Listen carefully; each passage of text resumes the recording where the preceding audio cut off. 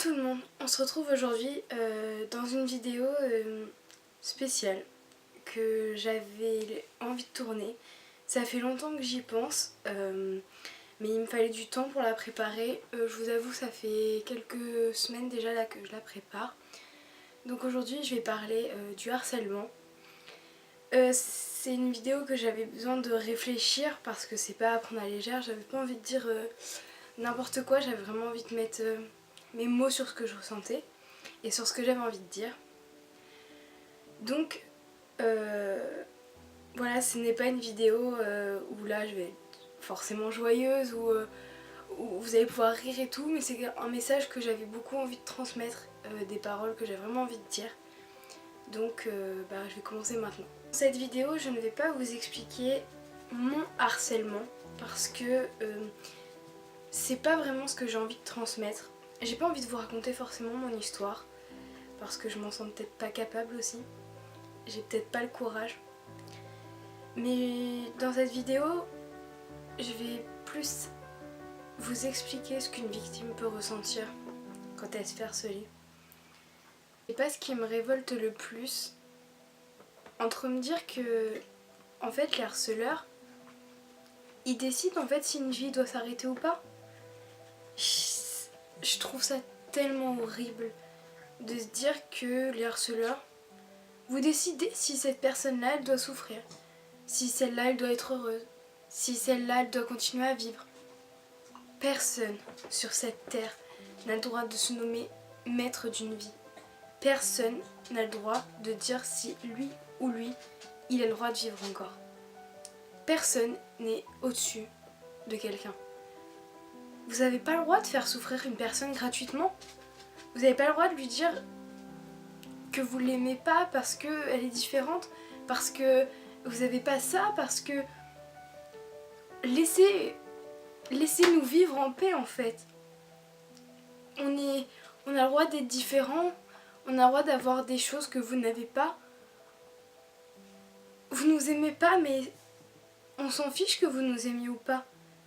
Nous on veut juste être tranquille et continuer de vivre sans souffrir. Les harceleurs, ils disent toujours, combien de fois je l'ai entendu, oui mais c'était pour rire. Ah parce que dire quelque chose d'aussi méchant, attaquer les personnes sur les réseaux sociaux, les bousculer, les taper et continuer à les suivre en les menaçant, c'est pour rire. Et si on inversait les rôles? Et si les harceleurs, vous deveniez nos victimes? Est-ce que vous aimeriez qu'on vous suive, qu'on vous bouscule, qu'on vous frappe, qu'on vous envoie des messages injurieux? Je ne pense pas. Alors pourquoi le faire? Tout ça pour se donner un sentiment de puissance, de grandeur, faire comme si vous étiez le meilleur, tout ça pour se donner du public. À quoi bon? Je ne comprendrai jamais. À quoi ça peut vous servir de vous sentir supérieur aux autres? À quoi ça peut vous servir de vous sentir le meilleur du lycée ou du collège? Ça vous apportera rien de bon. À part peut-être la mort de quelqu'un sur la conscience pour toujours. Savoir que plus tard vous avez fait souffrir une personne, que cette personne est tombée dans de graves maladies, qu'elle se scarifie, ou qu'elle est devenue anorexique, ou encore boulimique, ou alors qu'elle est tombée en dépression. Ça vous amuserait d'apprendre ça? Je ne pense pas. Alors, arrêtez d'embêter toutes les personnes que vous n'aimez pas. Vous l'aimez pas? Vous ne la regardez pas. C'est comme si elle n'existait pas. Mais ça sert à rien d'aller la menacer ou de l'embêter. Chacun a le droit de vivre comme il veut. Chacun a le droit d'être différent et c'est ce qui fait la société. Malheureusement, dans le monde dans lequel on vit, j'ai l'impression que le harcèlement il fait partie de la vie maintenant. Que de se faire harceler, ça paraît totalement normal. Mais c'est pas normal. C'est tout sauf normal. On n'a pas le droit, comme je dis, de choisir si la personne a le droit de vivre ou pas. Chacun est différent et c'est mieux comme ça. Pourquoi aller embêter quelqu'un? Pourquoi lui dire qu'il est gros, qu'il est mec, qu'il est moche, qu'il est beau?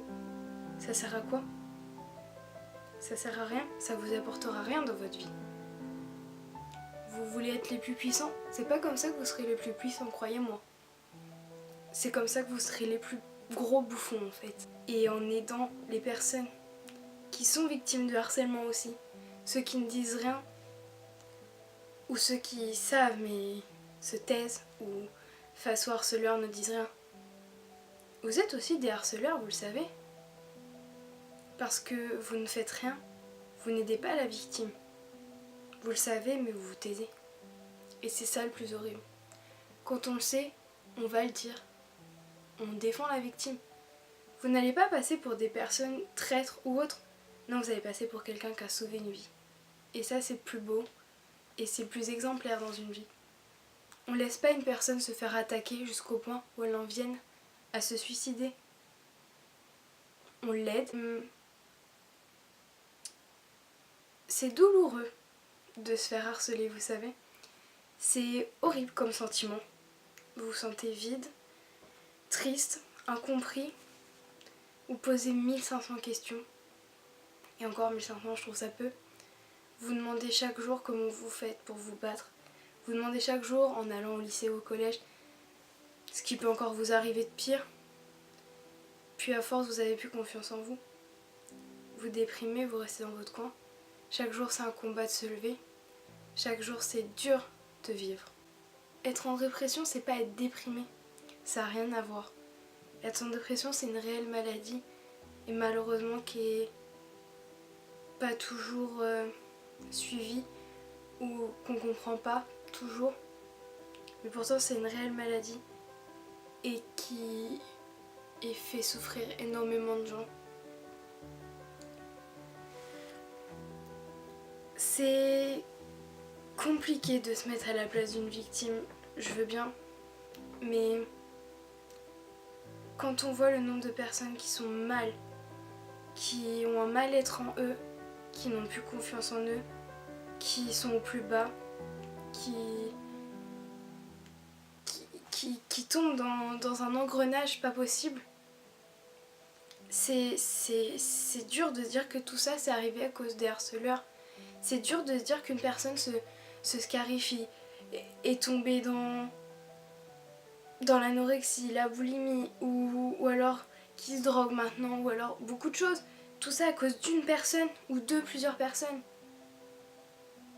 Pourquoi en fait? Pourquoi? C'est injuste de se donner maître d'une vie. Et c'est injuste de pouvoir dire qu'on se sent supérieur à une personne. Et c'est horrible surtout. Ce que j'ai envie de vous expliquer aujourd'hui, c'est qu'une victime, c'est compliqué de la comprendre. Mais on a besoin, quand on est victime de harcèlement, d'être entouré. Et pourtant, je sais que moi j'étais entourée et que des fois je comprenais pas parce que j'avais tellement ce sentiment d'être seule, ce sentiment que personne ne me comprenait, que j'avais tellement un grand mal-être en moi que personne au monde pouvait comprendre. Et c'est à partir de ce moment-là, quand on sent ce sentiment de solitude, que ça devient horrible. C'est quand on commence à se renfermer, qu'on veut plus parler, que ça devient horrible. Ou harceler surtout. Essayez de passer au-dessus, essayez de vous créer vos propres opinions. Vous êtes différents et c'est ça qui fait votre force en fait. Si on est différent, c'est comme ça. Et justement ça leur plaît pas parce que nous on a quelque chose en plus, parce que qu'ils n'ont pas eux, parce qu'on a un potentiel peut-être qu'ils n'ont pas, ou tout simplement parce qu'ils sont jaloux. Et faut pas s'arrêter à ça. Je sais que c'est dur et je sais que les réseaux sociaux dans ces cas-là n'aident pas parce qu'il y a beaucoup de messages sur les réseaux sociaux. Moi ça a été beaucoup de cyberharcèlement et je peux comprendre à quel point c'est dur et des fois de croire qu'on ne s'en sortira jamais. Au jour de maintenant, je me demande d'ailleurs toujours comment j'ai fait pour m'en sortir. Et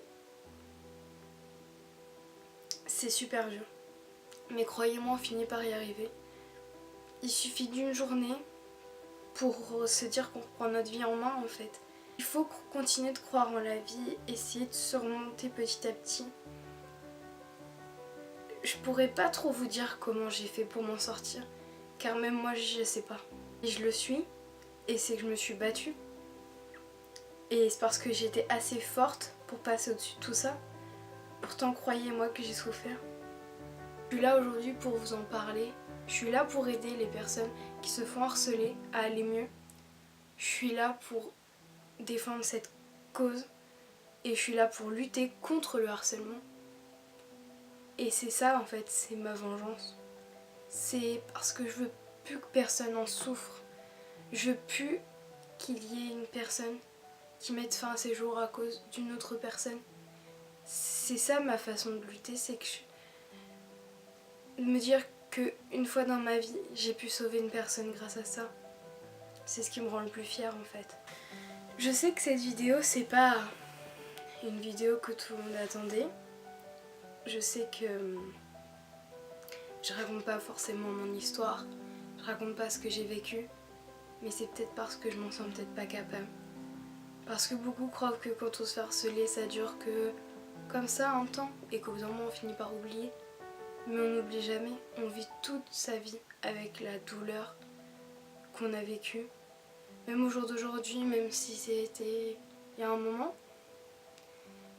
et ben des fois ça m'arrive d'y repenser, de repleurer et de me dire pourquoi je suis encore là en fait.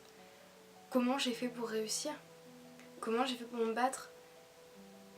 Et c'est une période de ma vie que j'ai beaucoup chassé de mon esprit.